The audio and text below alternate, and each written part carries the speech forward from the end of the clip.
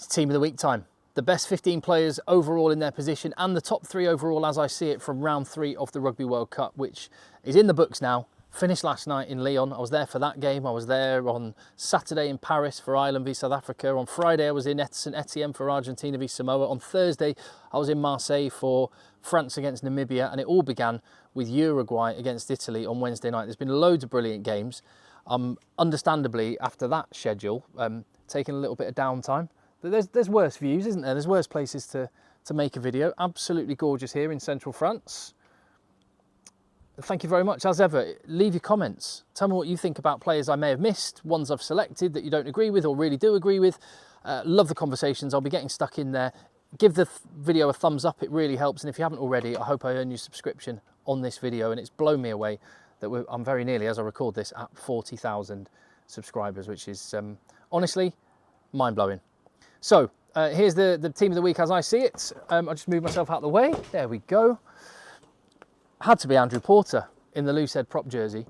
75 minutes he put in against South Africa. An unbelievable shift from this guy. And there were times when the Irish scrum was creaking, but the amount of work that he got through and the resilience that he typified, just, well, it was the same throughout the whole Irish team. Andrew Porter absolutely is wearing the 1 jersey in the round 3 team of the week. Number 2. Now, this I think might be a selection which possibly you disagree with. This is a gut feel selection. I was there in the stadium on Saturday night. Again, check out the video. Just unbelievable. What a game. Worthy of a final. I thought Bongi and Banambi had a really good match. The set piece was great. You noticed the difference when he went off. The South African scrum was slightly depowered when he went off. I thought he got through an incredible amount of work, and so a gut feeling call. I've seen some people be critical of here's another South African player's performances. I thought he was great personally. Ben Tamifuna had to be Big Ben in the number 3 shirt for that try against Scotland alone. Tight head props doing that needs to be recognised. Fair play. Adam Beard, he needed a big performance. I think there were, well, no, not I don't think, I know that there were a lot of Welsh fans who were thinking that Dafydd Jenkins maybe deserved a shot because Adam Beard hasn't been playing to his previous levels. He was absolutely imperious against Australia. Set piece wise, he just took care of all of the nuts and bolts and did a whole load of work besides. That was a statement performance from Adam Beard. Back to the Adam Beard that got him on a British and Irish Lions tour, and he was looking great last night. And second row partner for him, Tadhg Beirne. I just, are you getting bored yet of how many times we say things about Tadhg Beirne, about what an incredible engine the guy's got, about how he's made of iron, how his mental fortitude as well as just physical athleticism is just a sight to behold. He was wonderful in Paris. Manuel Ardao for Uruguay. I had to give him a slot in the back row. I think another shout would have been Pablo Matera.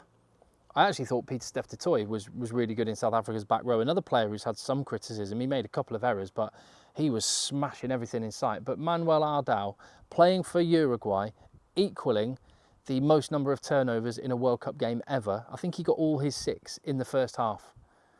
Incredible performance. He's going to be going to play in Major League Rugby for Miami, which would be a great experience for him. I wonder if there could be a couple of top 14 teams that are thinking might have a little sniff, see if we can keep him over here in France where he is right now, doing brilliantly for Uruguay. Jack Morgan, Captain Jack, leader's performance for him. He was brilliant, all action, even a 50-22 kick. So if Wales, if Dan Biggar's injury is hopefully not too serious, but if it is serious, then well, they've always got Jack Morgan in the back pocket. If something happens to Gareth Anscombe as a fly half, he was brilliant. That break he made early in the game, he's just all action. And he leads in words and in deeds. He is he's an awesome player. And the fact that Sia Khaleesi talks so highly of him, I think tells you the kind of talent that we've got in Jack Morgan. And fair play, he led Wales to a memorable win against Australia. And to round off the pack, Caelan Doris back to Ireland, 3rd player from the Irish pack that's made my team of the week. And I said in my little preview video on the day of the match from Lyon train station, if you remember, I said, whichever number 8 is getting mentioned more, that team's going to win, because they typify how Ireland and South Africa want to play. If South Africa are playing well, Jasper Wiese is making some rampaging ball carries, and if Ireland are playing well, then you'll get a lot of subtle link play from Caelan Doris. Actually, the reason that Caelan Doris is in my team of the week is because of the workload he got through defensively. I think like 15 tackles. He was absolutely massive. A world-class number 8 performance in one of the greatest games of rugby that I've ever seen. Certainly the best game I've ever seen live. So Caelan Doris is in. At scrum half, even in only 50 minutes, Antoine Dupont did some things that were otherworldly. Gareth Davis was a fantastic scrum half performance. In fact, there were lots of really good scrum half performances over the weekend. But like I say, in just 50 minutes, and it was Namibia, nevertheless, Antoine Dupont did things which no other human being that plays rugby can do. He is a freak, and for the good of the competition, I really hope that it's not the last we saw of Antoine Dupont. The 2 crossfield kicks, one with his right foot, one with his left foot, the breaks, the link play, the guy is just ridiculous. So I hope this isn't the last time Antoine Dupont is in contention for a team of the week in the competition.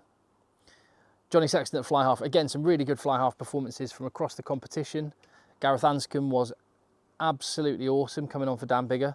Finn Russell was great for Scotland. Johnny Sexton, though, I think just stands head and shoulders above the others. And I mentioned Peter Steph Toy, how I thought he had a really good game. One of Peter Steph Toy's biggest contributions to that match in Paris was just to smash Johnny Sexton every opportunity he got, as a good flanker should. And the number of times when Johnny Sexton took the ball right to the line, got walloped by PSTD, and I thought, oh, he's done. And he kept getting back up again. He's 38. Serious rugby player. And he's already confirmed this is the last rugby he's going to play. We're seeing the very end of an amazing career, and he was brilliant again for Ireland in Paris. Henry Arundel, again, the context is he was playing Chile, but 5 tries on your debut World Cup game tells you what a talent Henry Arundel is. The first couple were kind of gimme walk-ins, but the little chip and chase and regather was exceptional. And had Antoine Dupont or Damien Penaud or Cheslin Colby done it, people would have been raving about it, calling it world-class. There were some world-class finishes from Henry Arundel. Will he get into the England team for the games ahead? My guess is no, actually. My guess is he'll be in the number 23 shirt. I'd love to see us roll the dice and pick him to start. Henry Arendel's on the wing.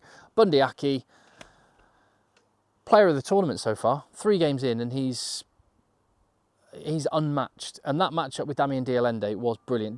Damien Dialende was really good, but Bundy Aki was that good that he put him in his shadow. And the break that he made, the goal line tackle, attack and defence, this guy is immense right now. Nick Tompkins for Wales, I thought was brilliant as well. Another Welsh player who I think he makes a lot of Welsh fans nervous, or has done before, because he is prone to make the odd error. Again, just like Adam Beard, he got his nuts and bolts absolutely on the money. Scored a really crucial try when it mattered. Came up with big plays. I thought he was excellent. And another one, just like with Andy Farrell being a brilliant coach. And I know he's part Irish, but Andy Farrell's English, born, raised in England. Well, raised in England in Wigan. He's English, and I really want him back.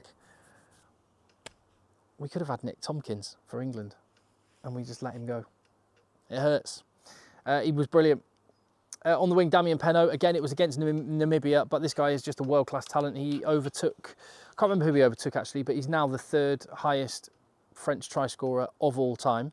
He's Vincent Clerc, and one other is above him. I can't remember who the number 1 is off the top of my head. It will come to me. But Damien Penaud is going to overtake them all.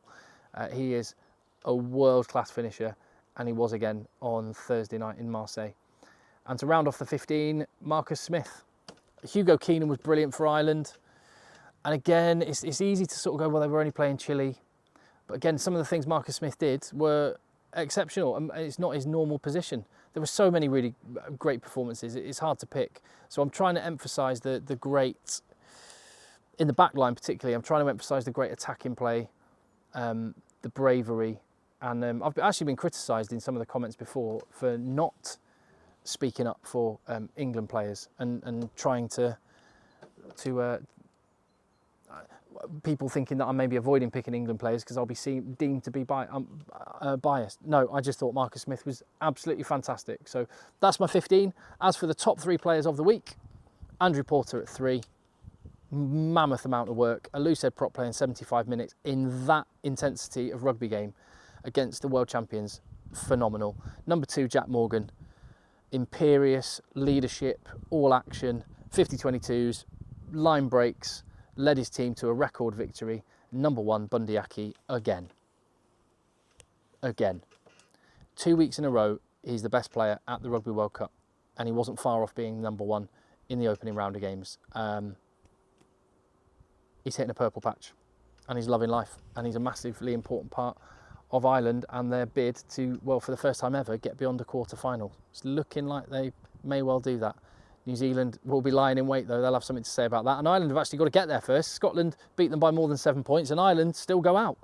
So a long way to go. But there you go. That's what I think. I would love to know what you think.